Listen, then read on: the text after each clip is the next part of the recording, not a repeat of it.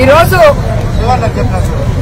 అంబేద్కర్ గారి జయంతి సందర్భంగా అందరూ సంతోషంగా ఘనంగా నివాళులు అర్పించాలని అనేక కార్యక్రమాల్ని రెడీ చేసుకున్నాం.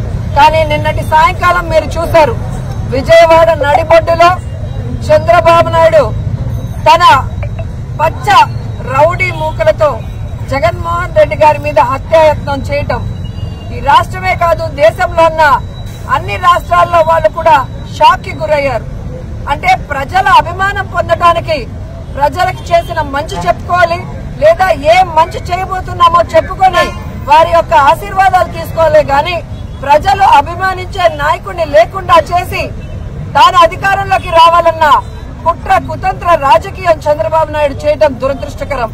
గతంలో కూడా పాదయాత్రలో జగనన్న మీద ఏ విధంగా కత్తితో దాడి చేశారో మనం అందరం కూడా కళ్ళారా చూసాం. మళ్లీ ఈ రోజు కరెంటు ఆపి ఏ విధంగా ఆయనని టార్గెట్ చేశారో కూడా కళ్ళారా చూసాం. ఈ రాష్ట్రంలో ఉన్న ప్రతి పేదవాడు ఈ రోజు ఏడుస్తున్నాడు.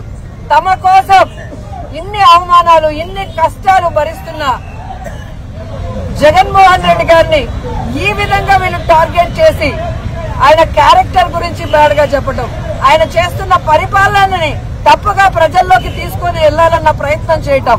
ఈ రోజు సిద్ధం సభలు గాని మేమంతా సిద్ధం బస్సు యాత్రలో మండు టెండల్లో కూడా వెన్నెల్లాగా ప్రజలు సంతోషంగా నిలబడి ఈ రోజు ఆయన ఆహ్వానిస్తుంటే కడుపు మంటతో ఆయన మీద హత్యాయత్నం చేయించడం ఈ రాష్ట్రంలో ఉన్న ఎవరూ కూడా మర్చిపోరని కూడా తెలుగుదేశం పార్టీ వాళ్ళకి హెచ్చరిస్తున్నాం.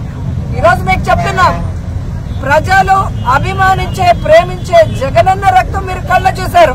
ఖచ్చితంగా 2024 మే 13 జరిగే ఎన్నికల్లో తెలుగుదేశ జనసేన పార్టీల రక్తాన్ని కళ్ళ చూసే విధంగా ప్రజలు వాళ్ళకి ఓట్లతో బుద్ధి చెప్పి ఆ పార్టీని ఈ రాష్ట్రం నుంచి తరిమి కొడతాయని కూడా వాళ్ళకి తెలియజేస్తూ ప్రజల్లోకి జగనన్న అభిమానులంతా వెళ్లి చంద్రబాబు నాయుడు చేస్తున్న కుటిల రాజకీయాలు వెన్నుపోటు ప్రజల యొక్క ఆదరణతో చక్కని సంక్షేమ అభివృద్ధి కార్యక్రమాలతో పరిపాలన చేసిన జగన్మోహన్ రెడ్డి గారిని ఒక్కడుగా ఎదుర్కోలేనని ఇద్దరిని తెచ్చుకున్నాడు. పవన్ కళ్యాణ్ని బీజేపీని ఇద్దరిని తెచ్చుకుని జగన్మోహన్ రెడ్డి గారిని ఓడిస్తాననుకున్నాడు.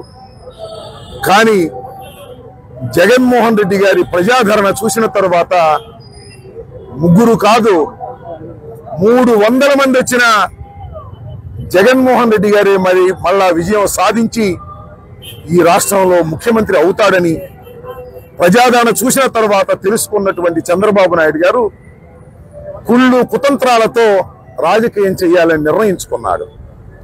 విజయవాడ నడిబొడ్డుకు వెళ్లిన తర్వాత విజయవాడ తెలుగుదేశం గడ్డ అనుకున్నాడేమో, అక్కడ చంద్రబాబు నాయుడు గారు దౌర్జన్యాలు చేసే ప్రయత్నం చేస్తున్నాడు.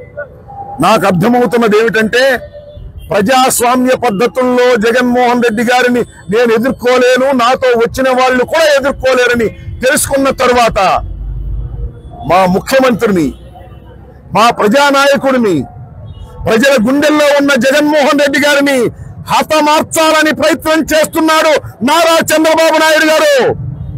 ఖబర్దార్ చెప్తున్నా నారా చంద్రబాబు నాయుడు, నిన్ను భూస్థాపితం చేయబోతున్నారు ప్రజాస్వామ్య పద్ధతుల్లో రేపు జరగబోయే ఎన్నికల్లో. ఇదే చివరి ఎన్నిక చంద్రబాబు నాయుడికి, పవన్ కళ్యాణ్కి, లోకేష్ కి అని కూడా నేను ఈ సందర్భంగా చెప్తున్నా. ఇలాంటి దుర్మార్గమైనటువంటి ఆలోచన చేసేటటువంటి మనస్తత్వం నీది అని ప్రజలందరికీ తెలుసు. ఆ విజయవాడ నడిబొడ్డులోనే నీకు వ్యతిరేకంగా ఉన్నాడని వంగవీటి మోహన్ రంగారావు గారిని హతమార్చావు. ముద్దగడ పద్మనాభం గారిని హతమార్చడానికి ప్రయత్నం చేశావు రహస్యంగా. ఇన్ని దుర్మార్గాలు చేసిన చంద్రబాబు నాయుడు పాపం పండింది ఈ ఎన్నికల్లో చంద్రబాబు నాయుడు గారు రాజకీయంగా భూస్థాపితం కాబోతున్నాడని ఈ సందర్భంగా నేను మనవి చేస్తూ, ఎన్ని శక్తులు ఎదురైనా జగన్మోహన్ రెడ్డి గారిని ఏమీ చేయలేవు. భగవంతుడు జగన్మోహన్ రెడ్డి గారి పక్షాన ఉన్నాడు.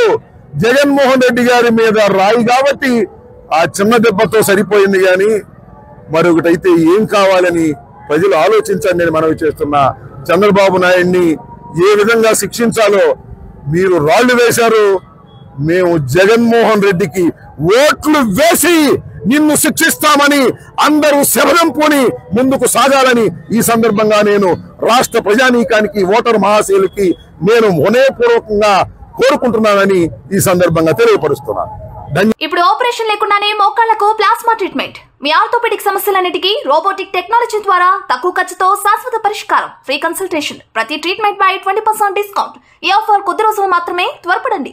V9 hospitals 9281465842.